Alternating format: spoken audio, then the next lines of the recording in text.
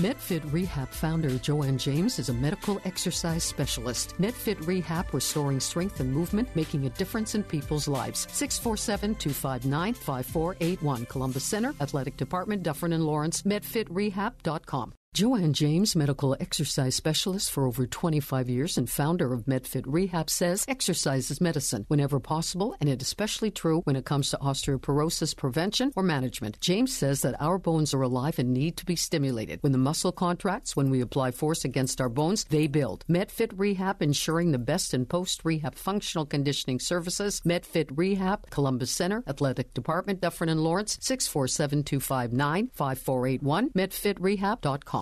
Hi, Michelle. How are you this Friday morning? I'm very well, Zelda. How are you? No, I don't like the cold, but nobody else does as well. Well, especially this time of year. Yeah, I mean, the end of April. Come on, give us a couple of nice days. Okay, I'm not really sure what this means. Should my core be sore after a workout? What are we referring to as your core? Okay. Yeah, good question. The core, now most people when they talk about the core, they think it's just their abdominals. The core actually is the group of muscles that create a core set, if you will. So it's your abdominals, it's your lower back, your hamstrings, and your thighs. Now the question is, should we be sore in the core? Should you have muscle soreness after your workout? The reason why that's a question is because a lot of people judge the efficacy or effectiveness of a workout based on if they're sore or not. And the discussion today is to try to help people understand that that's not really the greatest barometer for measuring a workout's effectiveness. Now, to go back to the soreness, if you're sore after a workout, meaning your muscles are sore, they're tired feeling, it likely means something new or different was done, meaning you did a different exercise, you did a different movement at a different tempo. Again, the presence of the soreness doesn't make it any better or worse of a workout. The difference, of course, is soreness. Soreness indicates micro tears in the muscles that require rest and restoration and recovery, whereas pain is a bad thing, so we don't want pain. Now, core conditioning is also something that we need to consider too. So we've addressed one thing.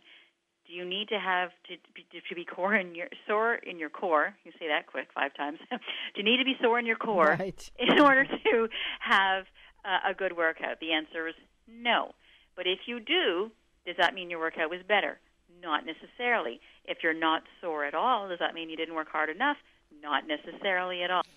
Again, but core conditioning in and of itself is not understood. And Zelda, you brought up the best part right from the beginning in terms of what is the core, defining what that is. It's not just the abdominals. It includes all those other muscles that I talked about, the thighs, hamstrings, your glutes, and your lower back. So people train their core incorrectly. They'll lie on their back. They'll still do old-style sit-ups, or they'll do lots of spinal flexion exercises, and they go for that very familiar and satisfying burning feeling, which is generally lactic acid, but there's all sorts of other chemical reactions going on. Why do you have to have pain at all? I hate when they say no pain, no gain. No, I hate that too. No, abolish that. I mean, yes, you want to feel like the muscles are engaged, but there doesn't necessarily need to be pain. And again, part of the myth is people you'll hear, well, I liked a little bit of, they'll say pain or soreness because at least I know I did something. And we try to say to people, look, you don't need to necessarily be in pain after a workout, and nor should you. You know, there are people who say, well, I worked so hard I couldn't even walk up the stairs the next day. I said, well, ridiculous. I wouldn't be bragging about that. Yeah, right. I mean, the thing is, what happens is when I change some of my exercise, so therefore I'm working different muscles, but I don't feel pain at all. No. I get sweated, or sweaty or something, but I don't feel any pain. I feel more energetic. That's great, and that's what you want.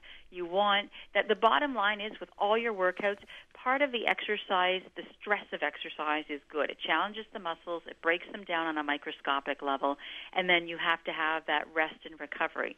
There may be some muscle soreness, but that's okay. If there's not muscle soreness, don't think you're not doing a good enough workout. But that's what we look at Medfit. We try to make sure that, whether you have the soreness or not, we've determined whether or not you're doing proper movement and proper exercise to actually get benefit out of it. Well, I think a lot of people think that anything to excess is good for you.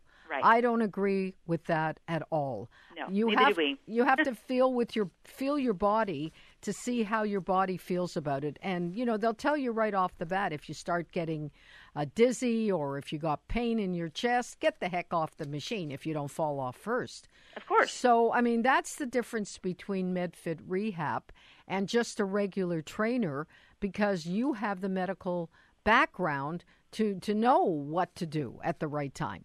That's right, exactly. And we can, what we do is help provide that guidance. So people will maybe accustomed to exercising a certain way, and we can let them know if they're on the right track, meaning maybe you need to feel a little bit of something in your muscles. Maybe you're feeling too much. Again, that's where the customization comes into play, and people can be, for the lack of a better word, empowered, and they can know that if there is soreness, then that's okay, and they can deal with it.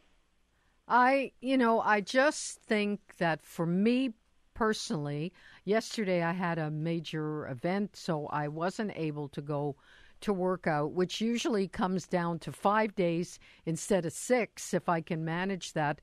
But I always feel, I know I had to walk from one place to another. I thought, oh my God, that's my exercise for today. Right. And it's part of my life. Most people say, how do you do it? How can you continually fit it in? It's part of my lifestyle. Whatever it is I do, exercise is part of it. I have to do it. Right, exactly. I agree. And that's what we believe at Medfit as well. It has to be done. You have to make it an important thing. It has to be a priority. Well, I just think for some people it is so difficult. But I think once they had the proper instruction and once they had the proper motivation, they would probably learn to make it a part of their lifestyle as well. Exactly. Well, our bodies are made to move, and unfortunately nowadays we don't move enough. And when we do move, people generally move incorrectly. So, we have to strike a nice balance in order for people to be healthy. We were able today to go a little longer because one of our next guests is in a meeting. So I'm glad I was able to talk to you a little longer than usual. And I look forward to talking with you again on Sunday. Have a wonderful weekend. Thank you so much. You too, Zelda. Michelle, thank you so much. Bye. Okay. Bye-bye. Joanne James, founder and medical exercise specialist of Medfit Rehab, will improve your overall health through medical exercise. Contact Joanne James, 647-259-5481, Columbus Center Athletic Department, Dufferin and Lawrence, medfitrehab.com.